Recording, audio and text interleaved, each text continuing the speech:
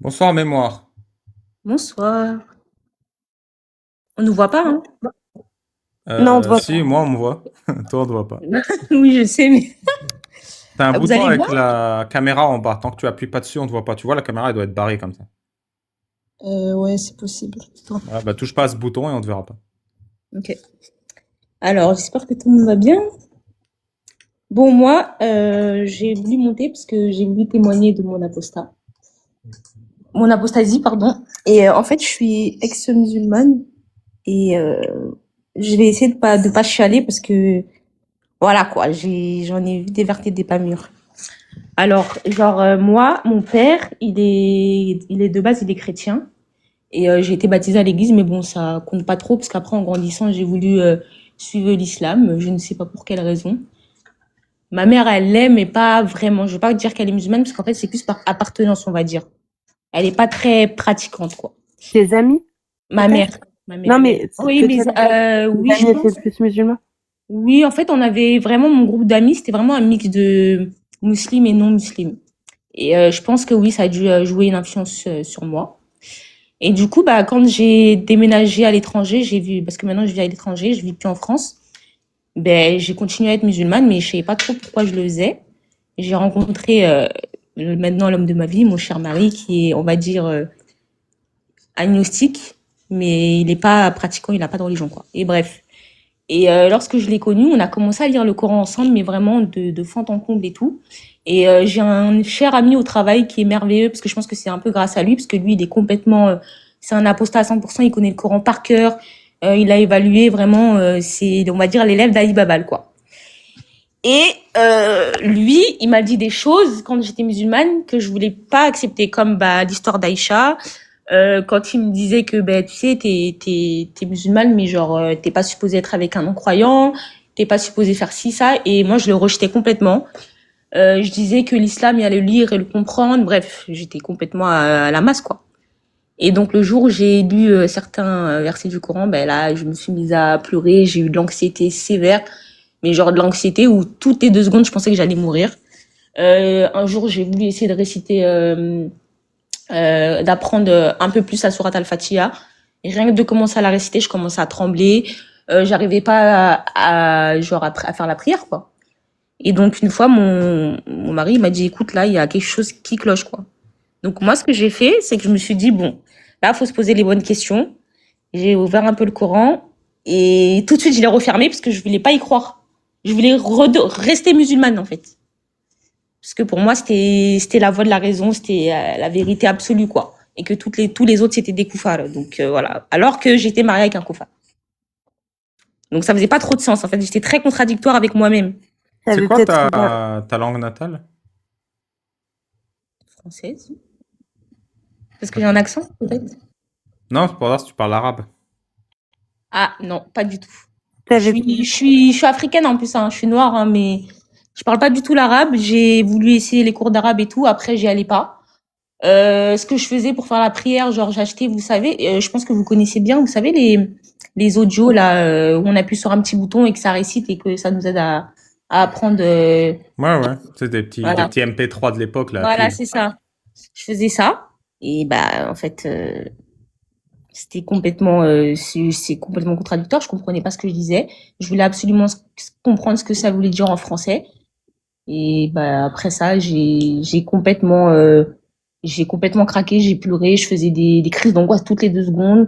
Je me disais que c'est peut-être parce que je m'étais éloignée d'Allah que je faisais des crises d'angoisse, que peut-être que Dieu m'aide et peut-être que Dieu m'aide et que c'est pour ça que ben je fais des crises d'angoisse. Bref, toutes les histoires que les musulmans me racontaient quoi. Donc voilà, et je pense que c'est important que qu'on dise la vérité parce qu'il y a beaucoup de musulmans aussi dans mon entourage qui sont très, très, très fermé d'esprit. Et depuis que j'ai quitté l'islam, je me rends compte qu'en fait, ben, j'ai fait le meilleur choix parce que chaque jour, j'apprends des nouvelles choses. Surtout avec vos lives, je suis hallucinée Mais par. comment t'es rentré dans l'islam? J'ai pas bien compris ton détail. Genre, tu t'es C'est plus. intéressé avec ton mari, ton compagnon? Non, comment je suis rentrée. Lui, il est pas du tout musulman. En fait, comment je suis rentrée là-dedans, c'est que c'était plus, comme je disais, par appartenance parce que ma mère, elle est de naissance, mais elle est pas trop croyante. Elle est pas forcément pratiquante, pardon. Et moi, j'ai voulu l'être. Désolée, faut Je pense que c'était limite un effet de mode, en fait. Ah, voilà, c'est ça. En fait, c'est parce que tu avais des amis. C'est même pas effet de mode, en fait. C'est que tu avais des amis, besoin d'appartenance. C'est ça. Et c'était soit les athées, enfin, soit des non-croyants, soit pour ta spiritualité, les musulmans. C'est ça. Ta spiritualité, tu as voulu suivre un chemin spirituel, donc ça t'a amené vers l'islam. Donc, du coup, tu l'as fait mécaniquement. Jusqu'au moment où tu as rencontré ton mari et que tu as appris certaines choses de l'islam. Ça t'a fait une sorte de déclic en te disant mais c'est pas possible. Ouais. Et du coup, réflexe d'autodéfense face à ta prière où tu t'étais pas bien quand tu la faisais parce que tu avais besoin de comprendre. Et en même temps, comme tu avais trouvé un certain équilibre, c'est ça? Tu avais trouvé un certain équilibre dans ta vie.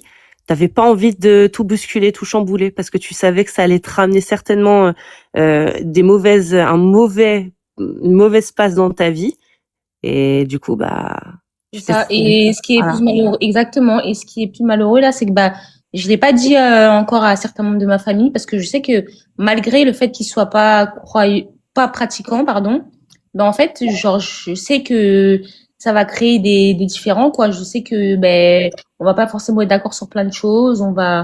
Pourquoi des différends? Parce que comme tu l'as dit, ils sont pas pratiquants. Et en fait, c'est ça, c'est ce qui est un peu dur à comprendre parce que moi-même j'ai le même pressentiment que toi. Je me dis en fait ils sont pas vraiment pratiquants. Pourquoi t'as peur? Mais je le sais parce que j'ai déjà essayé de parler avec un de mes frères qui a été un peu fermé alors que lui-même il pratique pas vraiment quoi. C'est un peu limite hypocrite. Enfin je sais pas. Est-ce que c'est pas parce que t'as peur qu'il pense qu'au final t'as agi d'une façon irraisonnée quand tu t'es rapproché de l'islam? Est-ce que t'as pas peur du jugement en fait, de leur jugement? Oui, c'est ça, clairement. Clairement, c'est ça. Et même là, j'ai une amie avec qui j'étais très proche. Je peux même plus dire amie parce que si c'est ça, c'est que c'était pas mon amie en vrai. Mais quand on était très proches et tout, et elle, pareil, elle est musulmane, mais bon, elle fait tout ce qu'il faut pas faire dans l'islam, quoi. Pas rentrer dans les détails.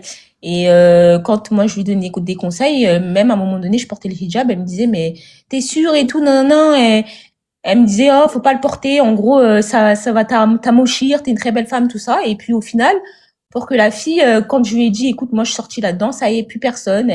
Elle m'a snobé complètement. Elle m'a fait comprendre que j'étais à côté de la plaque et que l'islam, c'est la vérité, que l'islam accepte tout le monde, que l'islam est la meilleure religion à avoir dans sa vie, que je suis complètement égarée. J'ai une question quand même. T'as une religion maintenant? Je dirais que je suis croyante, mais non. J'ai voulu me rapprocher du christianisme, mais ça revient au même pour moi. Tu crois en un Dieu, quoi. Mais je crois en Dieu quand même, hein. Vraiment, 100%, je vous le dis, je crois en Dieu. Même dans ma vie, là, en ce moment, de jeune adulte, il y a plein de signes, genre, je crois quand même en Dieu, mais je me rapproche pas d'une religion, voilà. Je me permets juste un truc pour conclure ce que tu as dit. Tout le monde a le droit de se tromper.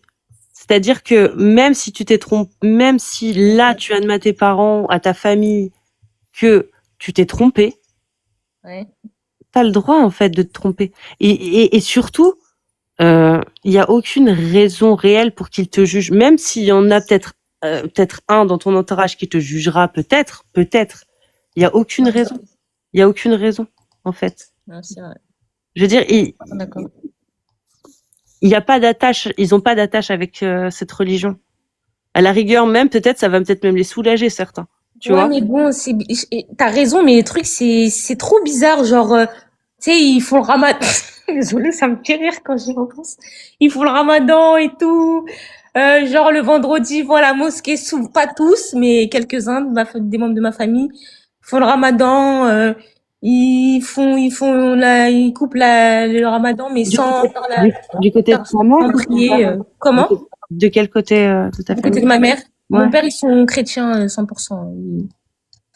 Ok. Ramadan, c'est... Du coup, voilà. Et ça me fait vraiment du bien d'écouter vos lives. Vraiment, c'est très enrichissant. Et je pense que grâce à Alibaba, et même grâce à mon mari, grâce à toi aussi, j'ai oublié, c'est que ton petit prénom. Casus. Casus. Grâce à vous, j'ai moins peur de la mort. C'est top. Parce que j'avais très, très, très peur de la mort. Hein. Mais Mais très, pourquoi? très, très. Pourquoi t'as moins peur de Je la mort, là? Bah, parce que je me dis que ça fait partie de la vie et qu'on est des humains et que ben on est fait pour vivre et profiter des belles choses qui peuvent avoir dans cette vie-là et que voilà, que c'est comme ça, faut l'accepter quoi. Il y a une phrase que j'avais beaucoup aimée, que j'avais lue, je crois que c'était Margaret Sanger qui disait ça, Margaret Sanger, Ouais. qui disait Et puis en plus, c'est quand, inévitable. quand on vit avec une maladie chronique, incurable, il faut Mm. vivre comme si on était en bonne santé. Ouais, Et ben la mort, c'est pareil. c'est vrai. C'est comme une maladie chronique incurable, c'est inévitable la mort. Alors vis comme si tu étais Ouais, en bonne je sais. santé. Ouais. Et avant, je voulais toujours contrôler ce que je pouvais pas contrôler. Donc, mais maintenant, plus. Ah, moi aussi, j'ai Et je envie de remettais contrôler tout le CNC. et je remettais tout à Dieu, alors que, bon, à Allah, excuse-moi. Alors que rien à voir avec Allah. Un petit truc qui va arriver, par exemple, un jeune qui va se faire cogner par une voiture, je lui dirai, c'était la volonté d'Allah. Genre, je vais tout. Alors que non, peut-être que le jeune, il a juste pas regardé à droite qu'il y avait une voiture qui arrivait, c'est tout. T'as Je remets déjà, tout à Allah. t'as déjà parlé avec ta famille du fait qu'il y ait l'esclavage licite en islam sunnite ou pas du tout? Pas du tout. Ok. Tu veux dire un mot? Non. Moi, je veux juste dire que je suis fan d'Ali Baba, c'est tout. T'as acheté son livre au moins? Non. Non, pas encore, pas encore. Ah bah Et il c'est faut. même lui qui m'a encouragé à monter, hein. En ce moment, je suis en train d'étudier le Coran, de surligner les choses mauvaises et mon stabilo, je pense qu'il aura pas assez d'encre pour tout D'ailleurs, surligner. j'ai eu un mauvais réflexe dans d'ex-musulmane. Hier, il était en train de faire des surlignements de belles choses très graves, on va dire, et j'ai eu le réflexe de dire, oh, mais faut pas faire ça. Mais il faut que tu fasses tes ablutions avec de l'eau touchée. Alhamdoulilah. Ouais, c'est ça. Voilà. Donc, c'était tout pour moi. Mais toi, ça va. Tu vas bien. Ça va, mais des fois, ça va pas. Parce que je pense beaucoup à ma famille. Ça va dans le sens où moi, je me sens mieux avec moi-même. Je Ouais. me sens plus libre avec moi-même. Mais quand je parle, ça se ressent que j'aime pas parler de ça parce que en fait, je sais que je vais leur dire des choses qui vont les déplaire et j'ai pas envie de les vexer, malheureusement. Mais je pense qu'un jour ou l'autre, il va falloir que je le fasse, hein, parce que c'est comme ça, hein.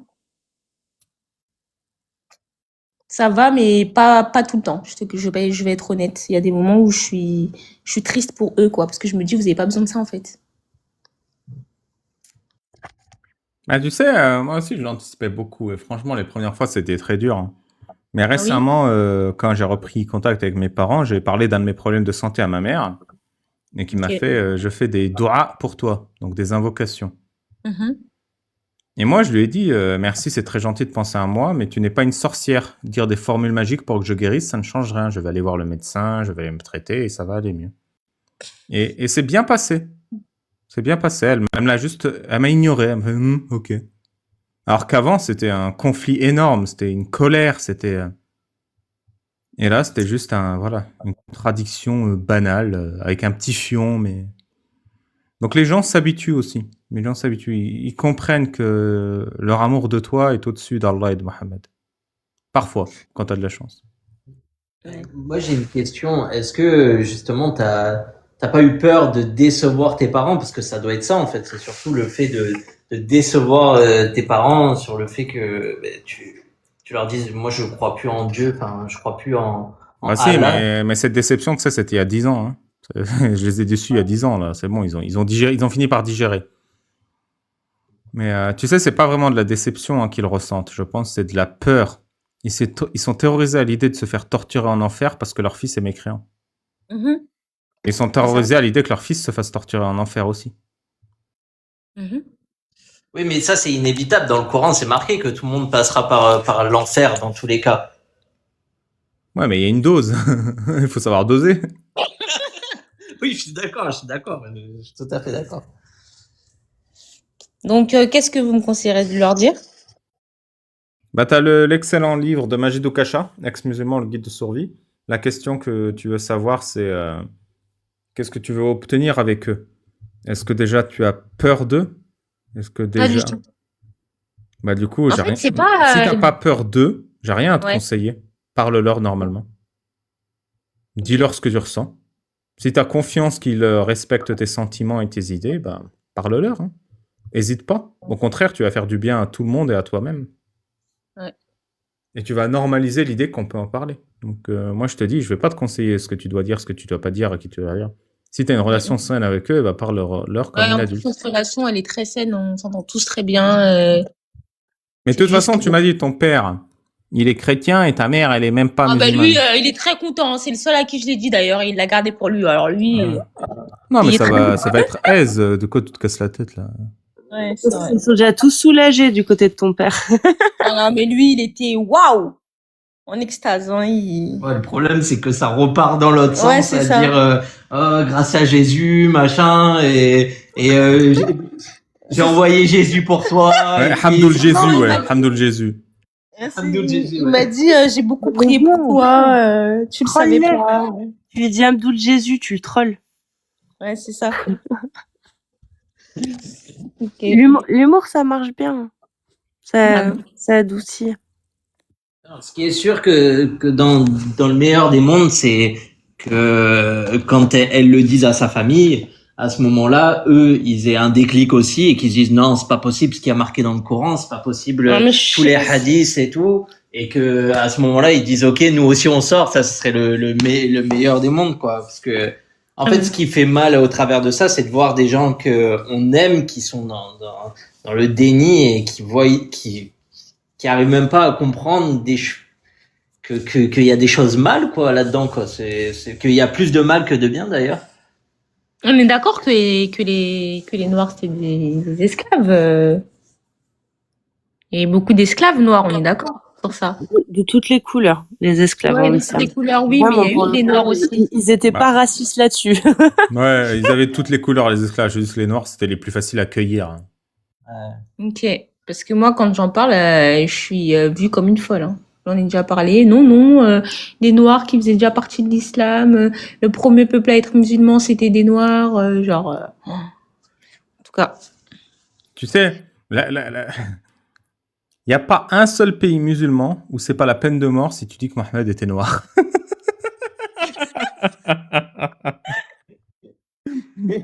Ça doit être un des crimes les plus horribles du fiqh islamique, c'est dire que Mohammed était noir.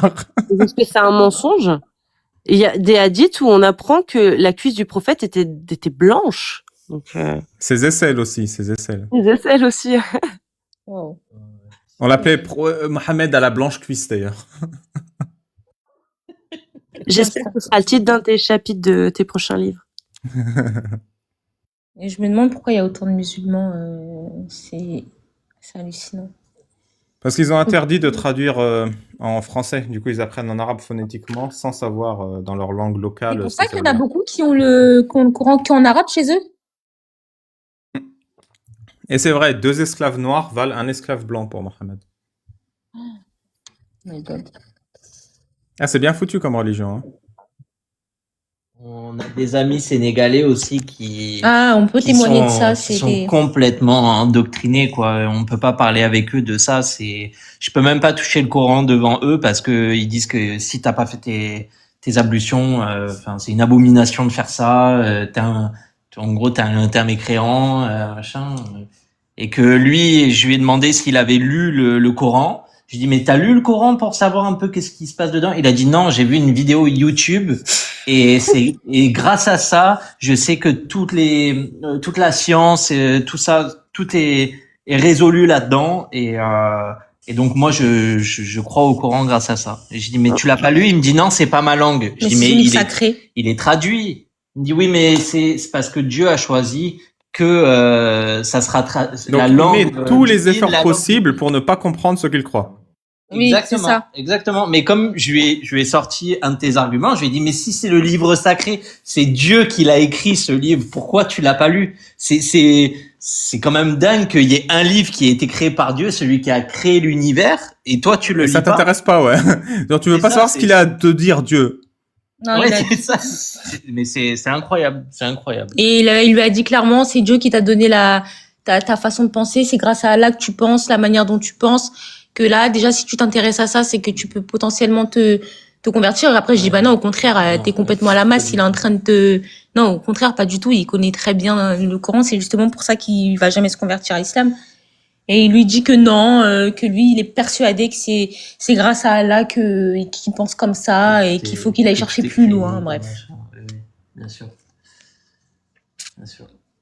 Ouais, un arabe, quoi, c'est ça. Ouais, mais non, mais ce qui est incroyable, c'est vraiment le fait que d'aller chercher une vidéo YouTube, de regarder une vidéo YouTube et de dire ah merci à cette vidéo parce que c'est elle qui m'a tout appris de l'islam, quoi. Enfin, c'est fou à quel point aujourd'hui on est bête, quoi. Les gens sont bêtes. Il y a bah justement sa femme qui travaille avec nous et avec qui on s'entend très bien aussi. Et une fois au travail, elle s'est dit vas-y, je vais aller prier et tout. Et donc bah moi j'étais à côté d'elle, puis là je l'ai regardée, j'ai dit mais en fait tu sais pourquoi tu pries? Puis là elle s'est mise à rigoler, elle a dit ouais ça c'est pas une question qui se pose. Je lui ai dit non sérieusement tu sais pourquoi tu pries? Et elle m'a dit du moment que je le fais c'est bon. Tant que je le fais c'est bon, je dois le faire donc je le fais. J'ai dit mais là tu perds du temps là. Chaque moment, tu vas regarder l'heure à laquelle tu dois aller prier, alors que, elle m'a dit non, non, mais si on le fait pas, c'est grave. En plus, chez moi, je vais devoir les rattraper. J'étais comme, oh là là. On lui a demandé est-ce que tu sais ce que tu dis au moins? Elle a dit non, non, je le connais par cœur, mais je sais pas. Ça n'a aucun sens, absolument. Ah oui, non, ça a Non, mais vraiment aucun sens. vraiment, la fierté islamique de rien comprendre et de rien savoir, à chaque fois, ça me tue. Genre, ouais, je ne sais rien, qu'est-ce que tu vas faire? Et donc, c'est ça. Et alors?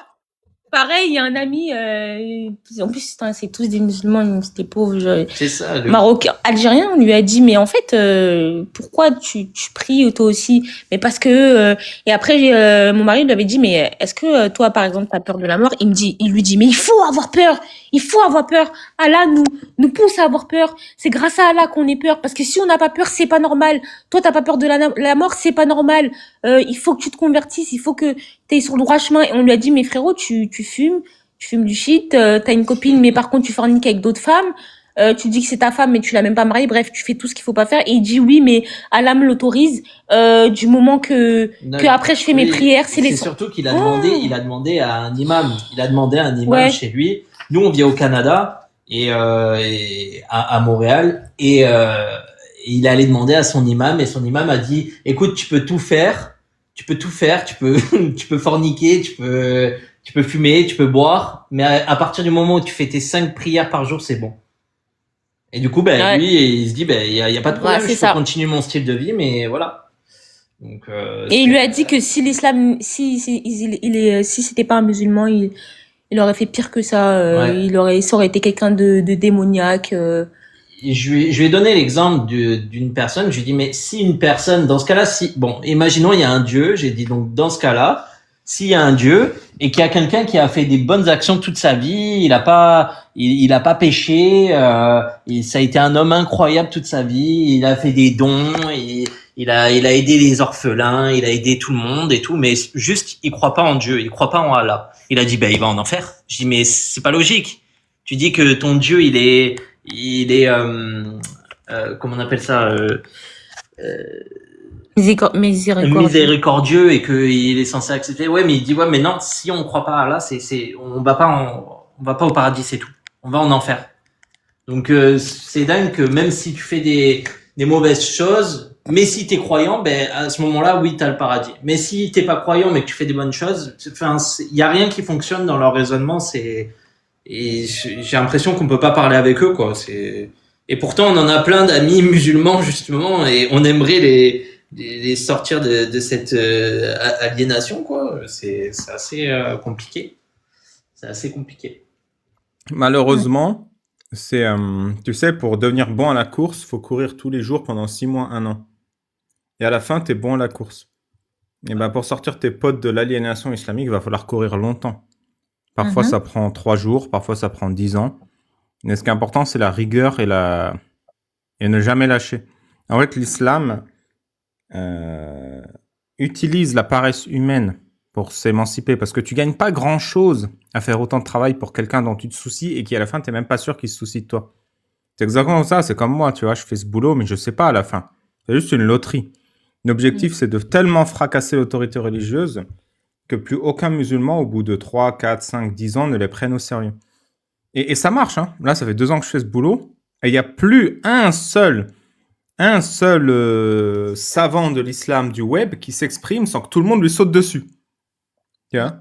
Donc, ils n'ont plus le pignon sur rue. Et c'est important qu'ils n'ont plus le pignon sur rue aussi dans la vie privée. C'est-à-dire, dans la vie privée, quand ils utilisent l'autorité religieuse avec toi, bah, tu les remets à leur place. Mais au-delà de ça, tu peux pas faire grand-chose, hein. C'est que du bénévolat. Ah, bien sûr, bien sûr. L'objectif, Mais, c'est qu'ils comprennent que Allah n'est pas défendable en public. Parce que c'est le contraire qui arrive. C'est le contraire qui arrive dans les pays à majorité musulmane aujourd'hui, c'est que Allah est défendable en public. T'arrives et tu dis, pourquoi tu fais ça alors qu'Allah dit de pas le faire et le prophète il a pas fait? Et je fais, ah oui, c'est vrai. Alors il faut pas arriver à ce monde en France. Quand quelqu'un te dit, attends, le prophète il a dit, tu vas, tu te fous de ma gueule, ferme ta gueule. Tu vois, même si t'es pas concerné. Le prophète a dit que, Allah a dit que dans la rue, c'est fini. Tu l'envoies chier. Et quand on envoie chier à chaque fois, bah dans 5-10 ans, c'est fini. Il n'y a plus de prophète et il n'y a plus d'Allah. Rien à voir, mais des fois, les babals, j'ai peur qu'il t'arrive un truc. Bah t'inquiète, il m'en est arrivé des trucs. Non, mais genre vraiment, hein. C'est non, pas. parce que ouais, c'est vrai, C'est courageux de ta part, genre c'est vraiment de. courageux. En plus, en vivant en France, c'est wow. Oui, le royaume autonome de Roubaix, je connais. Non, mais la France, déjà, c'est un beau pays. Et en plus, vous êtes sous une illusion. L'illusion qu'il peut t'arriver un truc. En réalité, pour qu'il t'arrive un truc, il faut pas 150 ou 10 millions de tarés. Il en faut qu'un. Donc, en un sens, il faut être prudent parce qu'il en suffit d'un pour que tu meurs. Non, ça c'est sûr. Mais à l'envers, il n'y en a pas beaucoup. Il n'y en a pas plus qu'un. En fait, il n'y en a pas plus de... Je suis sûr, hein, il n'y en a pas plus de 10 ou 15 des tarés qui tiennent les ficelles de la peur en France. Et de la même manière dans les pays islamiques. Il n'y en a pas plus de 10 ou 15. Après, ça se multiplie dans les pays islamiques parce que tu as les gourous locaux qui font caisse de résonance. Mais vraiment, genre, exemple concret, la peur de se faire pourrir la vie si tu critiques l'islam. On a l'impression qu'il y a des milliers de personnes qui te pourrissent la vie en France si tu critiques l'islam. Non, non. Il y en a que 2 ou 3 qui se déplacent dans toute la France et qui vont te faire peur pour devenir une autorité. Vraiment, il n'y a pas grand monde. Et donc, la probabilité qu'un taré m'attaque, effectivement, elle existe vu que je critique l'islam. Mais elle est très très faible parce qu'il n'y a pas beaucoup de tarés prêts à m'attaquer. Et donc, c'est pour ça que dans le nombre, si on est vraiment des millions, des milliers, des dizaines de milliers, vraiment, il va jamais rien nous arriver parce que les tarés, ils sont peu nombreux. Mais une fois qu'il y a un taré qui agit, tout le monde a peur. Exactement comme vous deux, là, vous avez peur. Mais c'est pas vrai, c'est pas parce qu'il y a un taré qui agit qui a peur. Et je vais te donner un exemple pour que tu comprennes bien. Vous êtes ensemble, là, vous êtes mariés? Mais pourquoi tu l'as marié? T'as pas peur de te marier avec un mec qui te bat? Il y a des femmes qui sont battues en France. Il y a beaucoup plus de femmes battues en France que d'apostats tués par des terreaux. Oui, non. Pourquoi tu t'es marié? T'as pas peur? T'avais pas peur qu'il t'arrive un truc? Pourtant, il y a des maris violents en France qui battent leurs femmes. Au Canada, pardon. Ouais. T'as pris la décision parce que le fait qu'il y ait des femmes battues dans leur mariage ne te concerne pas. Et ben moi, c'est pareil. Il y a des tarés qui butent des gens qui critiquent l'islam. Et pourquoi tu critiques l'islam? Bah toi, pourquoi tu t'es marié? Oh, ça c'est sûr, c'est sûr. Mais en plus de ça, il faut bien quelqu'un qui critique l'islam au final aussi. Hein. Il faut bien qu'il y en ait un qui prenne le taureau par les cornes et qui ose en parler à visage découvert. C'est super courageux. Et d'ailleurs, tu le dis souvent. Mais je sais pas, il faut bien que des gens se marient pour faire des enfants. C'est super courageux. Oui, non, c'est sûr. Ouais, c'est vrai, parce que même faire Bien des sûr. enfants, Non, c'est courageux. Hein. Oui, bien sûr. Surtout les femmes, elles prennent un risque. Non, mais parce que dans l'autre sens, regarde combien il y a de musulmans qui montent sur son live et qui viennent l'insulter et lui dire des choses malsaines. Au final, ils montrent jamais leur visage. Jamais. Je crois que j'en ai pas vu un seul montrer son visage, quoi. Alors que lui, pour le coup, c'est courageux de sa part de montrer, de se montrer. Bah, je suis désolé, les gars, mais c'est l'inverse. C'est les musulmans qui me menacent qui sont lâches, et vous qui vous cachez que vous êtes lâches. Après, c'est 2 formes de lâcheté. T'as une lâcheté criminelle de la part du musulman, mais vous, c'est une lâcheté. Après, ça peut être un instinct de survie, je peux pas vous le reprocher. Mais venez pas dire que je suis courageux. C'est normal de montrer son visage et de dire ce qu'on pense. En France, en tout cas. Ouais, c'est vrai. Mettre Bah, que c'est courageux, ça fait de moi quelqu'un d'exceptionnel auquel vous pourrez jamais non. ressembler. Mais c'est pas Ah, mais vrai. tu es Mon objectif, exceptionnel. et ben voilà, mon objectif, c'est que tout le monde puisse faire ce que je fais sans problème. Ouais, c'est Et vrai. donc que ce ne T'as soit pas pas tort, courageux.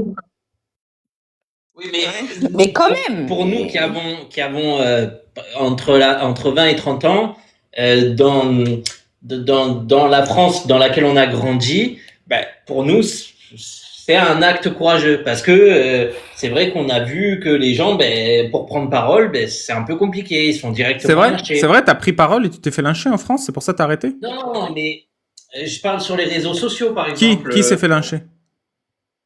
Je pourrais pas te donner Non, d'exemple. vous cherchez des excuses, les gars, vous cherchez des excuses premier degré. Qui s'est fait Non. lyncher en France parce qu'il a pris la parole sur les réseaux sociaux? Je connais Mila et c'est tout.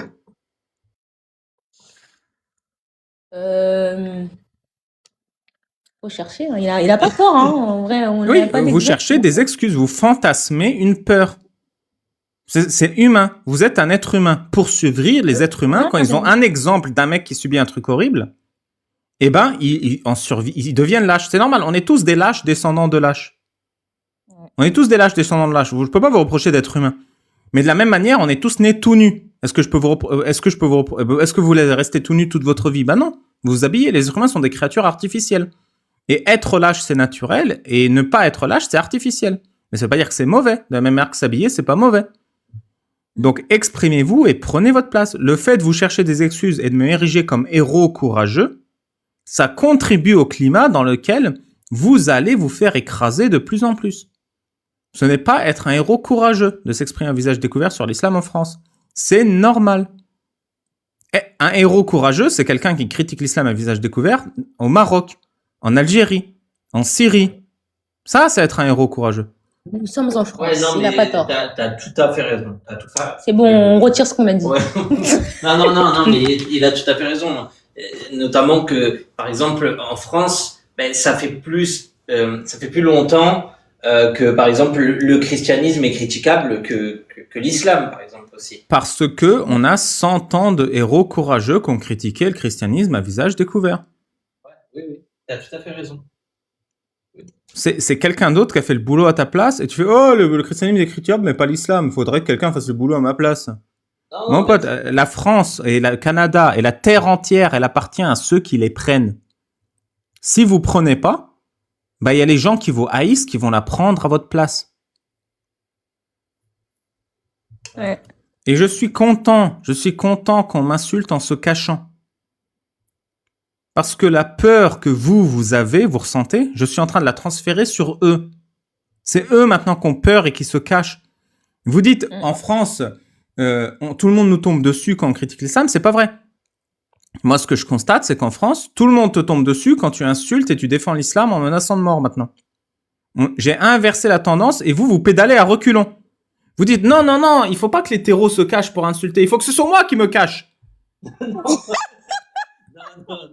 Ah oui, vous pédalez à reculons, les gars. Tu rigoles parce que tu te rends compte que c'est vrai. Je vais quitter le live. Non, c'est vrai, il a pas tort. Ouais. Votre nom, c'est pas quelque chose d'avoir peur. Vos idées, c'est pas quelque chose d'avoir peur. Oui, il y a des pays où, comme les gens ont laissé faire les mafieux, et parfois ils étaient obligés de laisser faire les mafieux, et parfois ils ont hérité d'un pays mafieux, et ben ton nom, c'est une manière de t'intimider, ton visage, c'est une manière de t'intimider, et ton opposition à l'islam et la critique de l'islam, c'est une manière de t'intimider. Et ça devient comme ça quand les gens se cachent et ont peur. Je te dis pas de pas te cacher et de pas avoir peur, ça se trouve, t'es vraiment pris en otage et dans ton quartier, on va vraiment te lyncher. Mais je pense pas que c'est le cas. Pour 99,9999% des gens, ils critiquent l'islam à visage découvert, il leur arrive rien. Parce qu'on est dans un pays civilisé. Et c'est pas parce qu'il y a des hommes qui battent leurs femmes que vous avez refusé de vous marier. Et c'est pas parce qu'il y a des gens qui sont attaqués parce qu'ils critiquent l'islam que je refuse de critiquer l'islam. Ah, tu as tout à fait raison. C'est bon. Tu viens de nous donner une leçon de liberté d'expression. Voilà, c'est ça. Non, c'est pas. Si vous le voyez comme leçon de liberté d'expression, ça me fait très plaisir et je suis honoré que vous appréciez ce que je vous dis. Mais c'est pas une leçon de liberté d'expression. Vraiment, c'est les règles du jeu. C'est celui qui s'assume le plus qui fixe les règles. Et c'est pour ça que maintenant, les règles, vous l'avez tout à fait constaté, le mec qui m'insulte a peur. C'est comme ça que ça fonctionne. Celui qui s'assume le plus, c'est le plus fort qui fixe les règles. Et je ne pense pas qu'en me cachant, je suis le plus fort. Ouais. Bon, bah, Ouais, il a tout dit. Hein. bah oui. Qu'est-ce que vous pensez de la circoncision? C'est mal. Bah oui, c'est forcément C'est mal. En vrai, je trouve ça horrible. Parce que les hommes sont nés avec. Ok. Donc, ils sont libres de rester tels qu'ils sont. Et je trouve ça. Je trouve que c'est une torture inutile. Voilà. Et monsieur? insultant. Bravo, madame. Bravo, Et madame. insultant. la même chose, hein, moi. J'ai jamais eu, cette pensée-là de dire ah c'est bien ou c'est la même chose pour l'excision. Enfin, je veux dire souvent les gens ils pensent que l'excision c'est pire que machin, mais moi je le mets au même niveau. C'est exactement la même En chose. plus, l'enfant, il souffre, il pleure, Ouais, il est c'est tout pas- collé, il saigne et tout. C'est pas bien. C'est pas bien du tout. J'ai pas d'argument. C'est tellement mal qu'on n'a pas d'argument. Ouais, il y a pas d'argument en fait. Il y a pas de mots pour, C'est pas normal, c'est tout. Comme le mariage des mineurs, c'est la même chose. Je pense que on a quand même eu une bonne éducation en France là-dessus pour nous apprendre quelles sont les bonnes choses et les mauvaises choses à faire dans la vie quand même. On a quand même grandi dans un pays de droit quand même et pays des créateurs des droits de l'homme. Donc je pense que ça nous a aidé quand même dans notre façon de penser. Quand on côtoie d'autres amis qui viennent d'autres pays, d'Afrique du Nord et tout ça, on voit bien que la pensée n'est pas la même. Et qu'il faut beaucoup de travail et beaucoup de discussions avec eux pour les faire changer d'avis et leur dire, non, c'est pas normal, c'est, mariage entre cousins et tout ça. Enfin, voilà, pour eux, ça leur semble normal, mais pour nous, ça l'est pas. Et vous critiquez ça? Oui, on le critique, bien sûr. Bien sûr. Moi, non, parce que j'ai mis du temps à. Comment dirais-je? Comment bien m'exprimer? J'ai mis du temps à comprendre que c'était mal, quoi. Parce que pour moi, c'était pareil. J'avais le même sentiment que les musulmans, c'est-à-dire que c'est pas propre de ne pas être circoncis. Qu'un mec circoncis, c'est plus propre, c'est plus hygiénique, alors que c'est juste de la torture, quoi. C'est que maintenant que j'ai commencé vraiment à comprendre et à l'accepter que oui, c'est pas beau. Et je le critique moins que monsieur, parce que lui, il le critique beaucoup plus. Limite, on dirait que c'est lui l'ancien musulman, parce que quand on parle de l'islam, limite, tellement que ça m'a dégoûté, que ça m'a déçu, j'ai même plus envie d'entendre parler de ça. De l'islam tout court. Ah bah malheureusement, tu peux pas critiquer l'islam sans en entendre parler. Exactement, c'est contradictoire, mais genre, je sais pas, c'est... Et en fait, c'est parce que je elle suis veut tombée de 10 étages. elle veut éviter aussi les discussions avec les anciens musulmans. Alors que moi, qui suis pas du tout, j'ai jamais été musulman, j'ai plus la facilité d'aller parler à un musulman et de le mettre devant les faits accomplis et de lui dire voilà, t'as vu telle sourate, ça marche pas en fait. Parce qu'en fait, Qu'est-ce que t'as à me dire là-dessus? Parce que moi, je comprends pas et j'ai essayé de faire l'idiot entre guillemets en disant moi, tu peux pas me dire que tu peux pas me lancer sur les chrétiens, tu peux pas me lancer sur n'importe quoi. Je suis athée, donc voilà quoi. Et généralement, quand ils ont pas l'accroche avec le christianisme aussi, ils savent plus trop quoi dire. Parce que j'ai remarqué que souvent leur fer de lance, c'est de dire les chrétiens aussi, ils ont ça, ou il y a de la pédophilie dans le christianisme. Mais en fait, ça n'excuse pas toi ce qui se passe dans ta religion. En fait, c'est pas parce que tu vas dire que le christianisme il y a eu de la pédocriminalité que forcément ok, c'est peut-être pas aussi horrible dans l'islam quoi. Enfin, je veux dire, c'est un peu ridicule. Et c'est vrai que quand on leur parle et qu'on se détache de tout ça et qu'on dit moi je suis athée, ils ont plus d'accroche, il y a plus rien à, ils ont du mal. Puis souvent ils réagissent de manière très puérile quand on leur dit ça. C'est que genre on va leur dire, on va leur faire comprendre quelque chose qui est clair, net et précis dans le Coran. Ouais, mais les chrétiens aussi, c'est comme les enfants. Toi t'as pas le droit au bonbon, ben lui aussi il a eu un bonbon, hein, donc moi aussi j'ai le droit. Ben non, c'est pas comme ça. En tout cas. Bah, en tout cas, ça me fait plaisir de savoir que mon travail vous aide tous les deux, vous aide à vous émanciper, à vous équiper. J'espère que vous passerez la vitesse au-dessus un jour. Bah, moi, je pense que je vais acheter le livre là dans pas longtemps. Tu vas changer le monde. C'est le premier pas. J'espère, j'espère. Incroyable Islam, disponible sur Amazon à la très forte valeur ajoutée spirituelle de 24,90 €. L'islam illustré et commenté. Attends, c'est bon? On peut le faire livrer ici? Ouais, Canada, ya. Oh, génial. Magnifique. On va le commander, hein. Peut-être ce soir. Hein. Inch'Allah. Tous les couples qui sont montés m'ont dit qu'ils se lisaient mon livre pour s'endormir. Voilà, c'est pour dire, il y a des gens, ils préfèrent lire mon livre que baiser. C'est pour vous dire. C'est peut-être sensuel ton livre, on ne sait pas. Hein. Ah bah, l'islam est une religion homo-érotique après. Ça joue sur vos fantasmes, c'est clair. Aïe. En tout cas, on est content d'être Ouais, rentrés. mais merci beaucoup. Merci encore de ton travail. On te remerciera jamais assez. J'espère qu'un jour tous les musulmans du monde te remercieront de ton travail aussi. Et en plus, Et on en parle à tout le monde, tous les gens qu'on connaît, on parle de toi, on dit allez voir ces lives, abonnez-vous et tout, c'est super intéressant. même quand je travaille, ils m'envoient tes lives, tu te rends compte? Ouais. Franchement, ça réchauffe le cœur. Merci du soutien. Ça me fait vraiment plaisir parce que tu te rends compte, ton travail, il fait vraiment du bien psychologiquement même à des gens comme vous, j'ai l'impression. Ça vous aide. Ouais. Bien sûr. C'est un service qu'on reçoit d'aucune autre manière qu'à travers moi aujourd'hui, finalement. C'est pas que Voilà. c'est bien, mais... Et toi, qu'en enlevant mon voile, grâce à ça, je peux commencer à travailler dans le mannequinat. Ça y est, t'es mannequin, c'est vrai, t'es trop belle. J'ai signé il y a pas longtemps Dans une dans agence. une agence anglophone. Ah, la chance. Et attends, t'as porté combien de temps le voile? On t'a demandé ça ou pas? Waouh. Si je compte, je sais même plus. Au moins 5 ans, non? Au moins, ouais, 5 ans, je pense. Et t'étais en couple avec elle avant ou pas? Quand il m'a connue. Moi, je l'ai connue, elle était musulmane. Mais moi, en fait, vu que j'ai pas de base, je m'en fous. Tu peux être musulmane, juive, de n'importe quelle origine. C'est la personne qui m'intéresse. C'est plus l'âme qui m'intéresse, on va dire, entre guillemets. Ouais, je connais. Moi aussi, je suis un mec. Elle a deux grosses âmes. Ouais.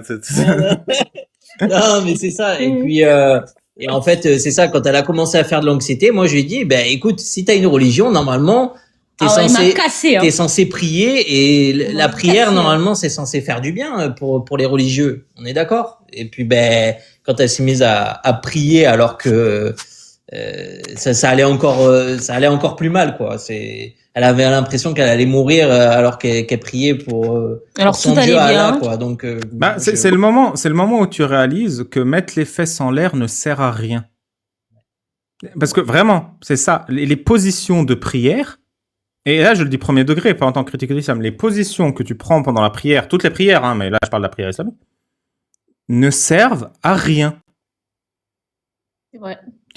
Quand tu te mets en recours, donc quand tu t'inclines et tu mets les mains sur les genoux, pourquoi tu fais le triangle rectangle? Pourquoi? Tu sers à, vraiment, tu sers à rien.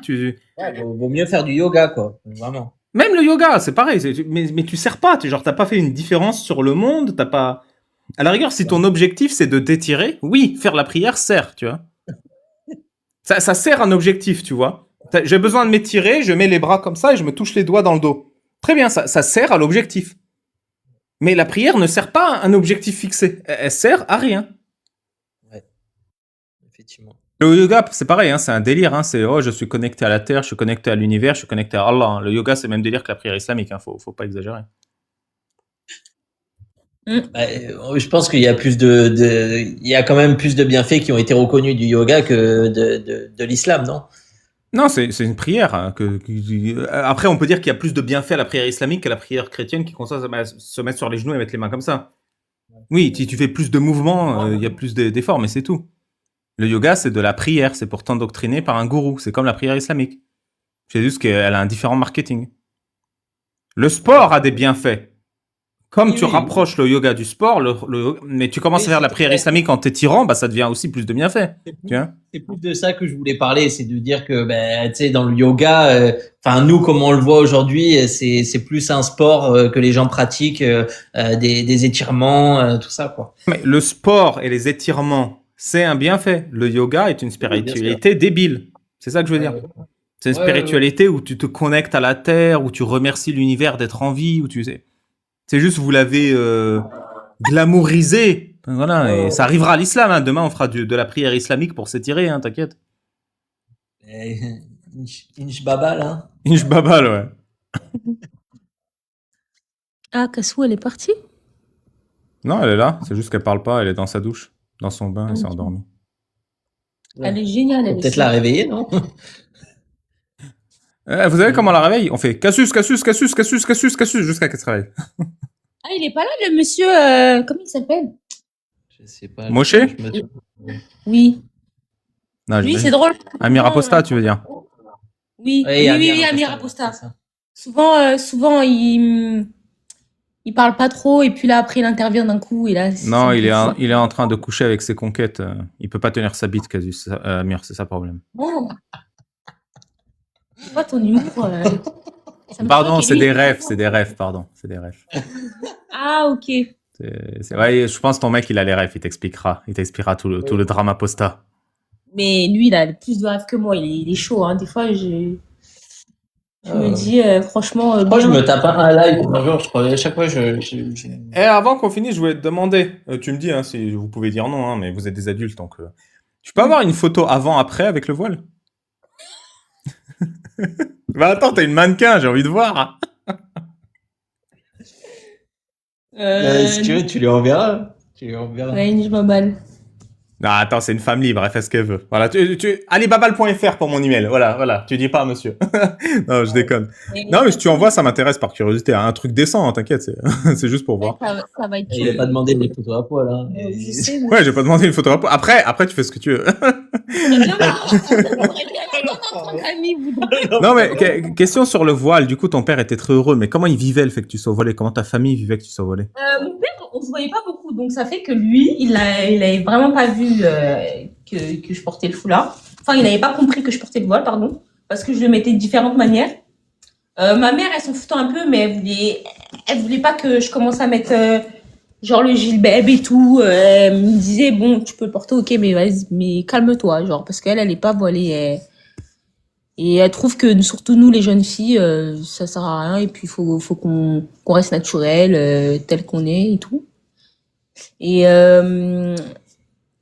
mon père, c'est juste que quand je lui ai dit que j'étais plus musulmane, qu'il était content, c'est tout. Sinon, il savait pas que je le mettais vraiment.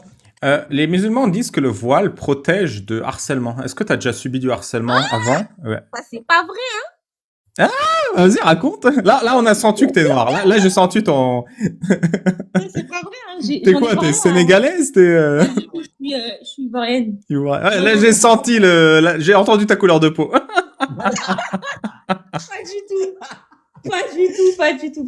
C'est complètement faux.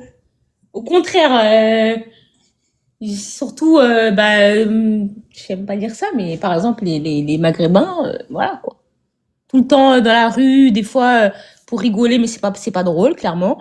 Ah, Carlucha, viens et tout, là, hein, t'es belle et tout. Ça se dit pas, déjà. Pour une femme tout court, tu t'accostes pas une femme comme ça, peu importe voilée ou pas, mais quand t'es voilée, ça veut strictement rien dire. Hein. Ils vont te dire, oh, t'es belle, j'aimerais bien te voir sans ton voile, justement, tu vois. Mais je me demande à quoi tu ressembles. Moi, ce que je savais pas, c'est que les musulmanes qui sont voilées se font des signes dans la rue en mode, on fait partie du même groupe. En mode tu vois, tu sais les motards, ils font des gestes là quand ils se croisent, ils se disent bonjour les motards, tu vois, en France. Eh ben eux, c'est un peu la même chose. Ils sourient et ils se disent bonjour alors qu'ils se connaissent pas. Je savais pas du tout ça qu'ils faisaient ça quoi. Ça fait très sectaire. Ouais, c'est vrai. Par exemple, souvent, j'attache mon foulard style. C'est pour le style en fait. Et genre, je l'attache vraiment comme comme les Africaines on le fait, en hauteur de la tête quoi. Et souvent les ourtis elles pensent que je suis voilée, elles me regardent ah salam et tout. Là je dis bonjour. Mais quand je suis pas voilée, alors là c'est totalement différent. Elles sont plus distantes. Dans le bus quand je veux m'asseoir, il y en a une elle se lève, elle va s'asseoir de l'autre côté. C'est bizarre. J'entends. Bah écoutez, merci pour l'échange, merci pour le témoignage, c'était très agréable. Et merci d'avoir été réceptif à ce que je vous ai dit, j'espère que ça vous en prendrez acte. Merci d'acheter le livre aussi, ça fait plaisir. Les prochains arrivent, hein. Cette année je vise 2 ou 3 livres. Hein. Il y a Incroyable Coran, volume 1 et 2, je vais viser pour les 2 volumes, Ah qui sont ouais. écrits, mais il faut les mettre en forme, faut mettre les images. Il y a 40 actes inspirants du quotidien de Mohamed, un mini-livre très mignon dont j'attends avec impatience les premiers résultats. Je travaille avec une illustratrice. Il y a le mono-sourcil que j'ai commencé à écrire, la biographie de Mohamed. Donc il y aura ces 3 livres et peut-être le mono-sourcil cette année, peut-être. Incroyable. Excellent. Excellent. Excellent. Génial. Mais Bravo, écoute, félicitations. on va déjà acheter Incroyable Islam et après on achètera les autres tomes quoi. Bah déjà, si vous l'aimez, mais je pense que vous allez adorer. On meurt de rire toutes les pages. Vous savez, moi ça fait 1 an que je l'ai écrit, je l'ai relu récemment. Je me dis putain, mais qu'est-ce que je suis drôle, j'ai vraiment écrit ça. Ouais, vraiment. Je suis vraiment un génie en vrai. La belle autocritique. Merci Merci beaucoup. de nous avoir écoutés. Merci à vous. Prenez soin de vous À la et à bientôt. prochaine. Et j'attends les photos. Hein. Le renard. Filou. Ex-musulman, mais pas ex-arabe.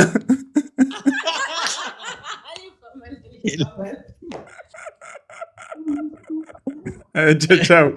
Ciao, ciao.